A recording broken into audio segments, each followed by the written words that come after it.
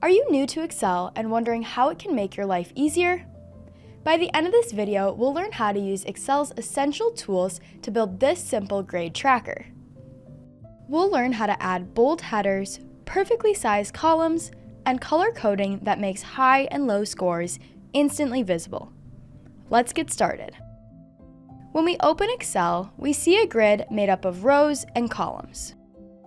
The columns are labeled with letters at the top, A, B, C, and rows are labeled with numbers on the left, 1, 2, 3. Where a column and row intersect, we get a cell. Clicking on a cell reveals its cell reference. This one is A1. Every cell has a unique reference like this, which we'll use later to work with our data. Great, now that we understand how rows and columns work, let's add some data. We'll start with our column headers.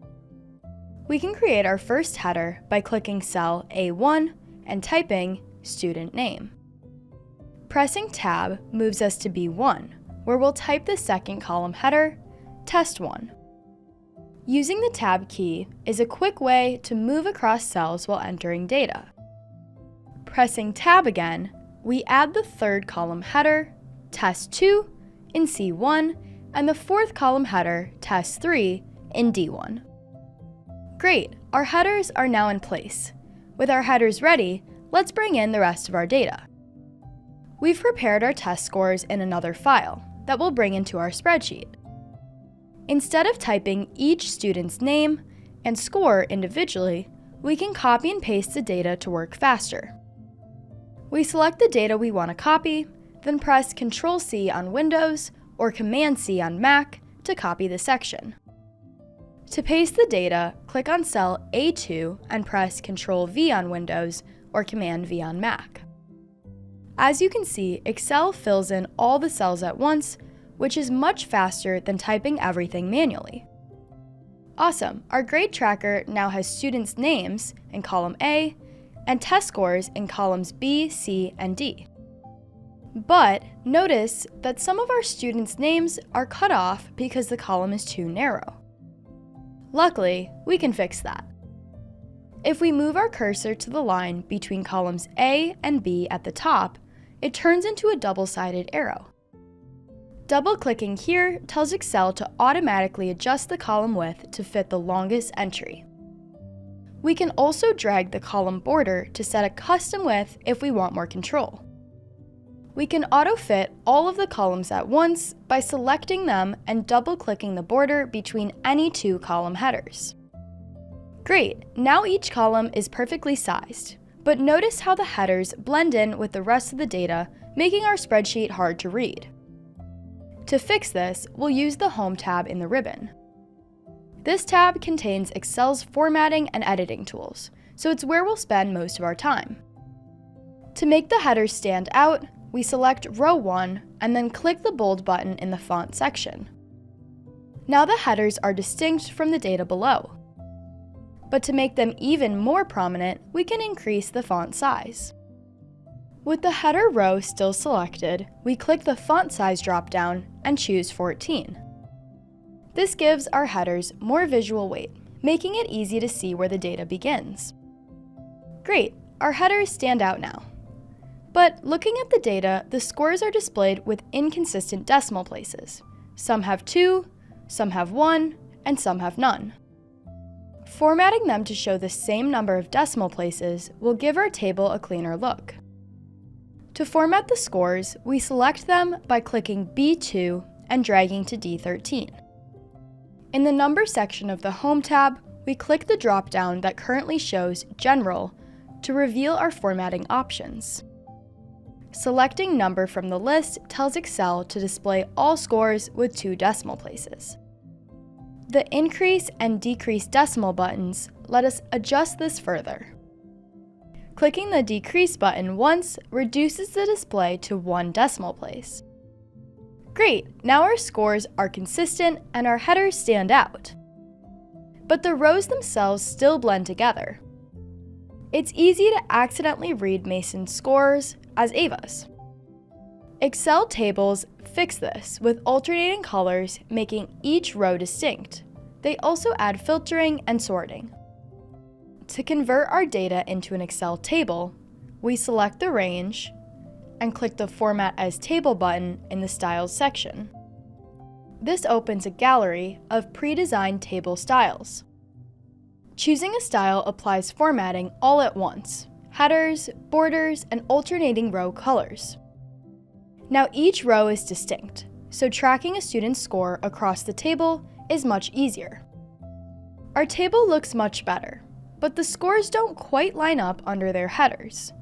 Numbers are right aligned by default, while text sits on the left. Adjusting the alignment will pull everything together.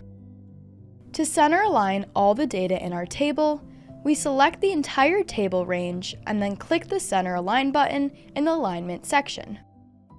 Now, all the data is centered under their headers. But look at the edge of our data. There's nothing separating it from the rest of the sheet. Adding borders will frame the table and give it structure. We add the border by first selecting the entire table range from A1 to D13 to include everything we want to border. In the Font section, we click the Borders drop-down, which gives us several options.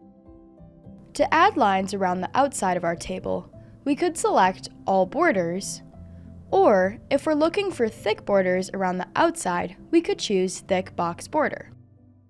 Awesome! Our table has come a long way. It's clean, structured, and easy to read. Now suppose we also want to see who's excelling and who's struggling by which scores are in the top or bottom 10%. We'd have to compare 36 scores in our head. Let's have Excel do that work for us with something called conditional formatting. To add conditional formatting to our table, we first select the score range B2 through D13. In the Styles section, we click Conditional Formatting to open the menu. We hover over Top/Bottom Rules and select Top 10%, which brings up a dialog that asks us to choose a format. To make the higher scores stand out, we choose Green Fill with dark green text. Excel automatically highlights any scores that fall in the top 10% across our test data. Now let's highlight the scores for students that need extra support. With the same range still selected, clicking Conditional Formatting again opens the menu. This time, we hover over Top/Bottom Rules and select Bottom 10%, which lets us format low scores. We choose Light Red Fill with dark red text to emphasize the low performers. Excel now highlights the bottom 10% of scores in red, showing us where students might need extra support. The power of this approach is that if we change any score, Excel automatically recalculates which scores are in the top and bottom 10%. This gives us instant feedback on student performances without any manual work. Awesome! Let's recap what we've built. We started with a blank sheet and learned how cells, rows, and columns work. We entered data quickly using copy and paste and adjusted column widths so everything displays clearly. We formatted our table with bold headers, consistent number formatting, center alignment, and borders. And using conditional formatting, we automatically highlighted the top 10% of scores in green and the bottom 10% in red. If you want to check out the spreadsheet we used in this video, we left a link to it in the description. We're working on lots more Excel explainer videos like this one, so be sure to subscribe so that you don't miss out. If you have any questions or topics that you'd like to learn about, let us know in the comments below. We'd love to hear from you. Thanks for watching!